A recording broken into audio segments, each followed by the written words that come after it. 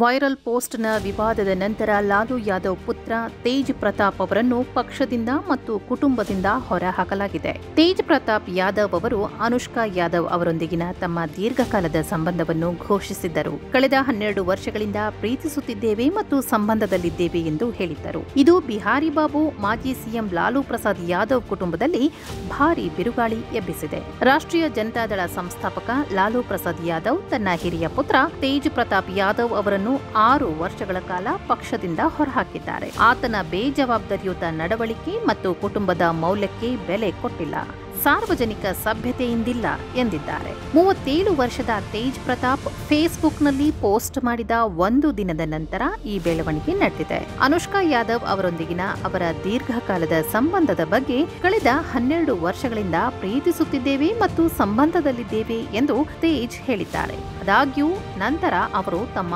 Facebook ಖಾತೆಯನ್ನು hack ಮಾಡಲಾಗಿದೆ ಮತ್ತು ಅವರ ಕುಟುಂಬವನ್ನು ಕೆಣಕಲು ಫೋಟೋಗಳನ್ನು ಸಂಪಾದಿಸಲಾಗಿದೆ ಎಂದು ಹೇಳಿಕೊಂಡಿದ್ದಾರೆ. ಸಾಮಾಜಿಕ ಮಾಧ್ಯಮ ಪೋಸ್ಟ್ನಲ್ಲಿ ಈ ಕ್ರಮವನ್ನು ಪ್ರಕಟಿಸಿದ ಬಿಹಾರದ ಮಾಜಿ ಮುಖ್ಯಮಂತ್ರಿ, ವೈಯಕ್ತಿಕ ಜೀವನದಲ್ಲಿ ನೈತಿಕ ಮೌಲ್ಯಗಳನ್ನು ನಿರ್ಲಕ್ಷಿಸುವುದರಿಂದ ಸಾಮಾಜಿಕ ನ್ಯಾಯಕ್ಕಾಗಿ ಪಕ್ಷದ ಸಾಮೂಹಿಕ ಹೋರಾಟ ದುರ್ಬಲಗೊಳ್ಳುತ್ತದೆ ಎಂದು ಹೇಳಿದರು. ತೇಜ್ ಪ್ರತಾಪ್ ಅವರ ನಡವಳಿಕೆಯು ಕುಟುಂಬದ ಮೌಲ್ಯಗಳು ಅಥವಾ ಸಂಪ್ರದಾಯಗಳಿಗೆ ಅನುಗುಣವಾಗಿಲ್ಲ ಎಂದು ಹೇಳಿದರು.